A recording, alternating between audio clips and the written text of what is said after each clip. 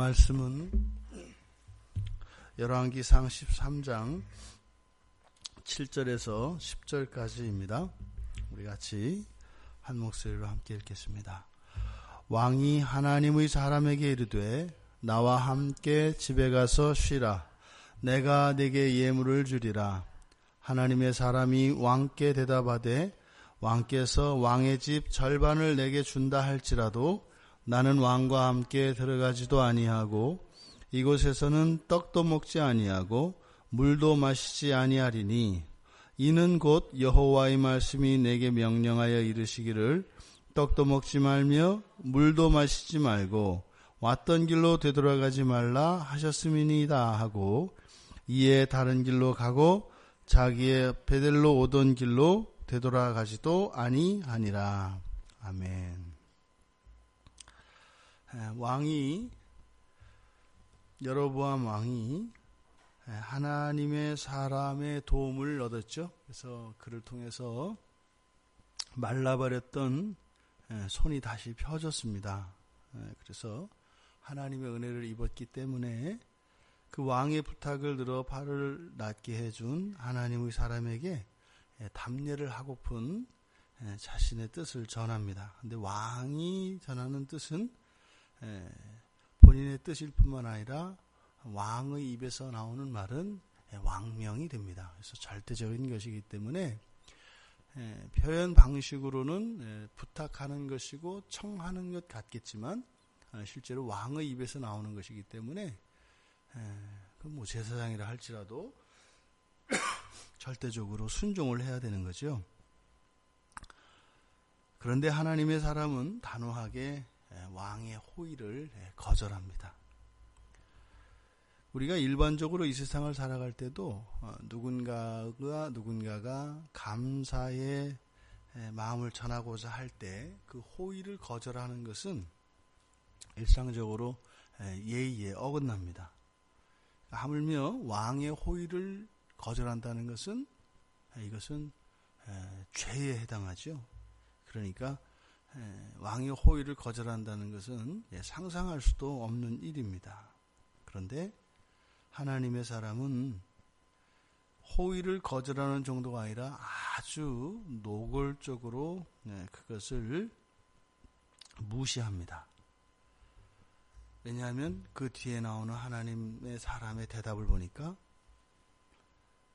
왕께서 왕의 집 절반을 내게 준다 할지라도 나는 왕과 함께 들어가지 않겠습니다. 그리고 떡도 마시지 않고, 여기서는 떡도 마시지 않고 물도 마시지 않겠습니다.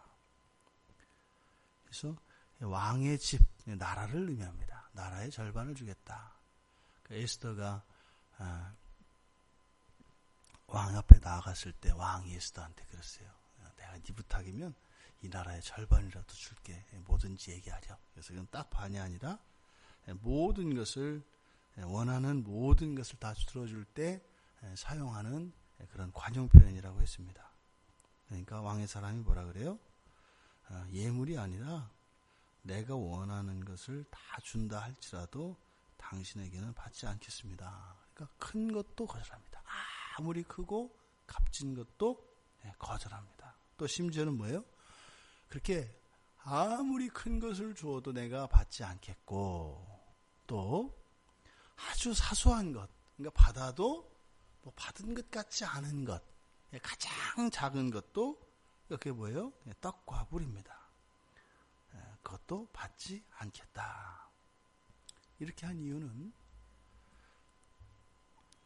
그가 우상숭배자였기 때문입니다.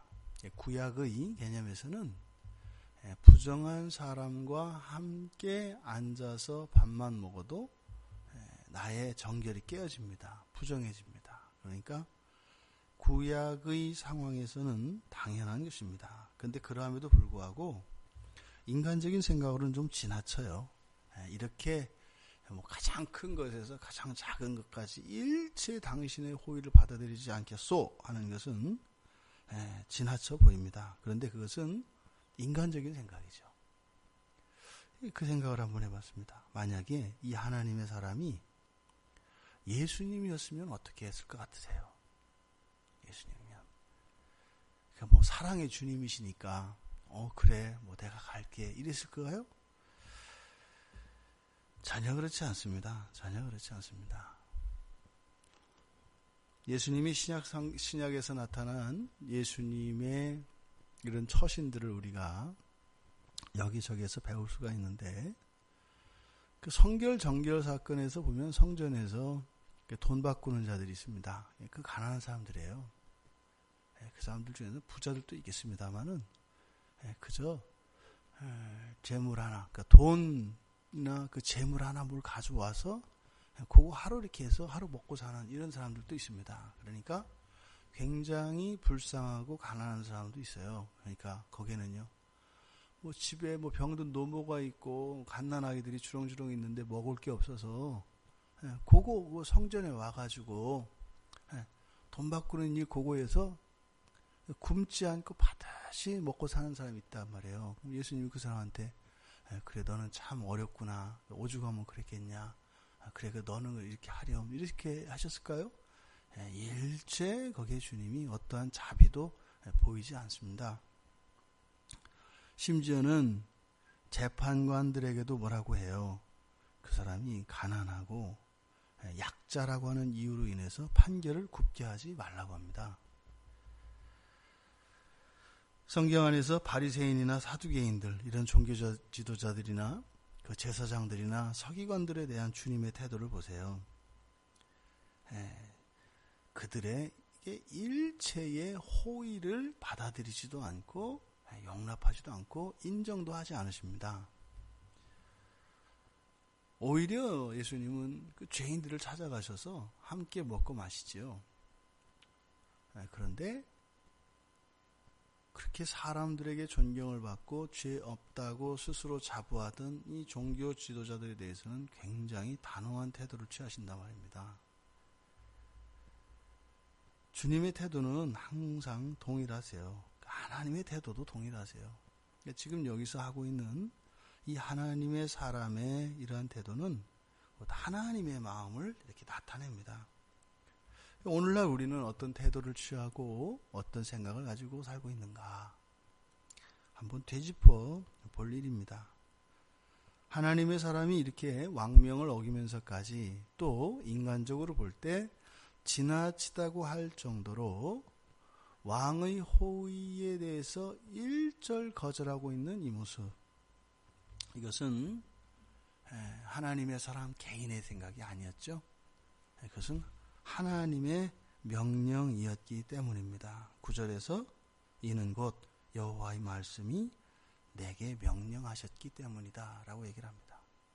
인간적으로는 왕의 말을 듣고 싶지 않겠어요? 뭐 인생을 뭐 이렇게 괴롭게 이렇게 꼬이게 만들겠어요? 그냥 가서 아니 왕이 다른 것도 아니고 뭐 기도해달라는 것도 아니고 제사 드려달라는 것도 아니고 와서 밥 한 끼 먹고 내가 이렇게 감사해서 살해할 테니까 그거 받아다가 하나님께 제물로 드리면 되지 않겠어요?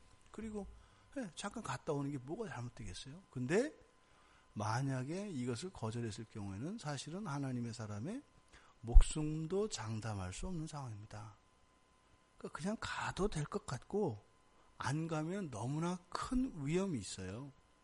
그런데 여호와의 사람이, 하나님의 사람이 하나님 명령을 따릅니다. 그래서 오히려 안전한 길로 가지 않고 스스로 어떻게 보면 사지로 몰아넣는 그런 결정을 하고 그렇게 얘기를 하는 거예요. 그런데 대부분의 오늘날 성도들은 성경 말씀에 하나님의 뜻이라는 것을 알면서도 심지어는 뭐 내가 이해할 수 없다, 뭐 납득할 수 없다, 그리고 자신의 생각을 따라갑니다. 오늘날 우리들의 상황이에요. 그것이 어떻게 보면 매우 인간적이죠. 매우 인간적입니다. 왜요? 우리들의 그 상황과 처지를 고려하면 안 되는 거예요. 그러니까 그럴 수도 있겠다. 그것을 뭐라고 하면은 뭐 비인격적이다, 뭐 이렇게 얘기한단 말이에요. 근데 기독교는 인격적인 종교가 아닙니다. 기독교는 철저하게 뭐예요? 하나님의 종교입니다. 하나님의 말씀을 따라가는 겁니다. 그런데 성경 안에서 하나님이 인격적인 모습으로 나타나죠. 사람처럼. 그래서 하나님하고는 합의가 가능한 것처럼.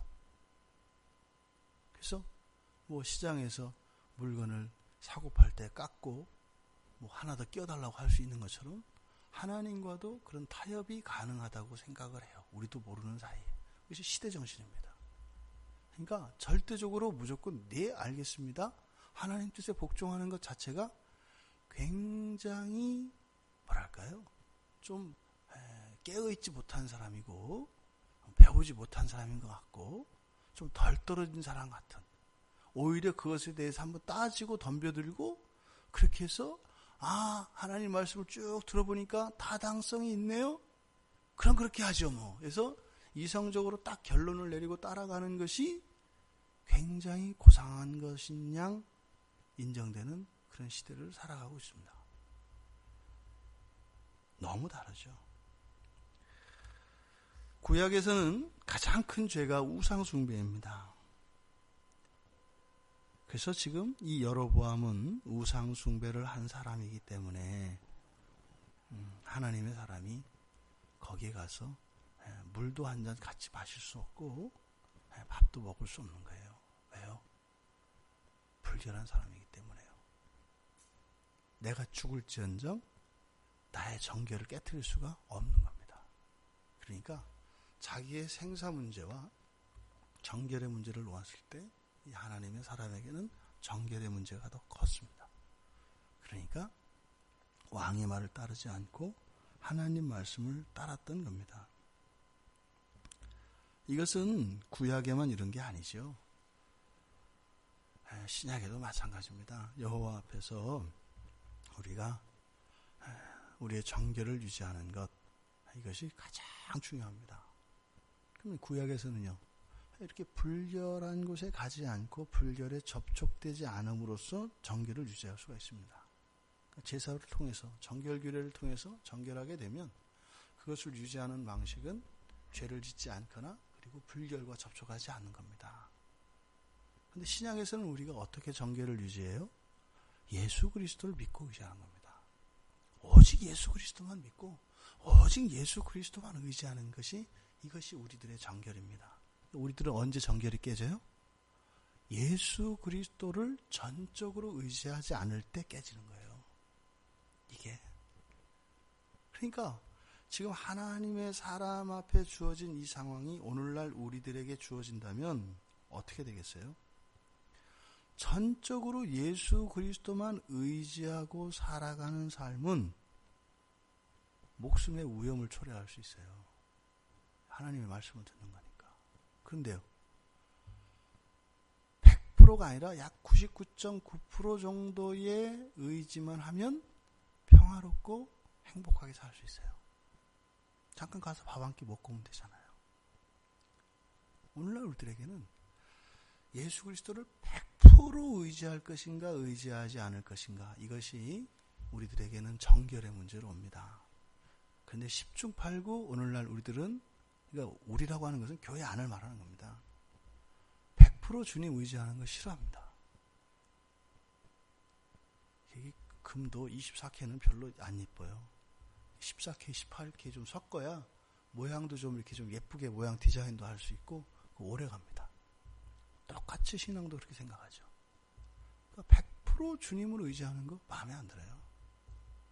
근데 우리의 정결은 100% 주님을 의지하는 것, 이것이 우리들의 정결이라는 것. 그러니까요, 하나님의 사람이 요구받았던 그 질문에 대한 답, 들어와서 나와 함께 먹고 마시고 또 내가 너를 위하여 준비해 놓은 예물을 받아라 라고 하는 이 세상의 초점으로부터 우리가 철저히 우리 주님만, 나는 내 주님만을 의지하겠노라.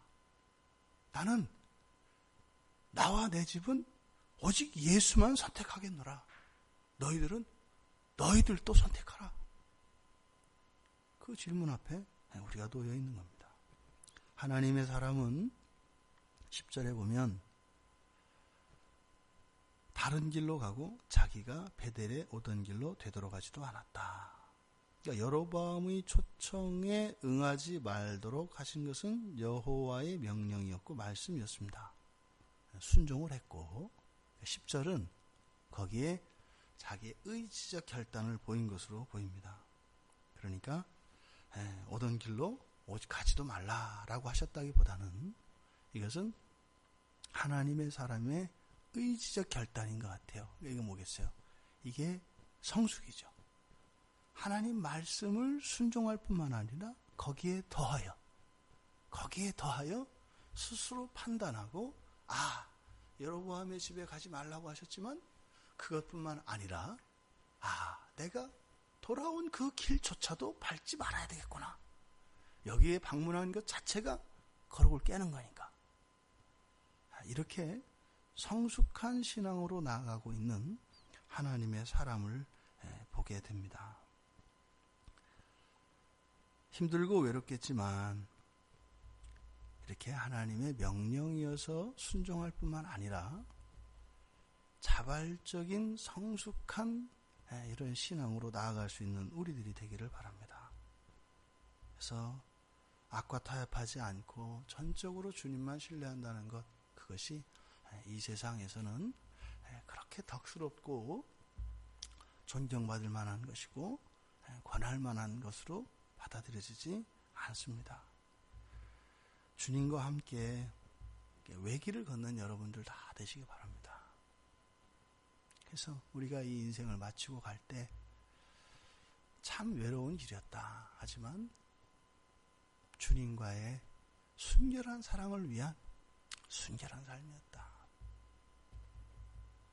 그래서 주님만으로 위로받고 우리 인생에 대한 평가를 내릴 때 우리를 구원하신 그 예수 그리스도의 전적인 헌신과 사랑에 배신하지 않는, 그래서 세상이 주는 유익과 세상이 주는 그런 안락을 취하지 않고 오히려 누릴 수 있었던 그런 것을 자원해서 버리고 주님과만 더 순전한 사랑을 선택했던 우리들의 인생을 되돌아보며 스스로 하나님께 감사할 수 있게 되는 우리 모두가 되기를 바랍니다. 사람의 예절과 도리가 아니라 사람의 인정과 사람의 인간애가 아니라 우리 주님 말씀대로 사시는 여러분 되시기를 주님의 이름으로 축원합니다.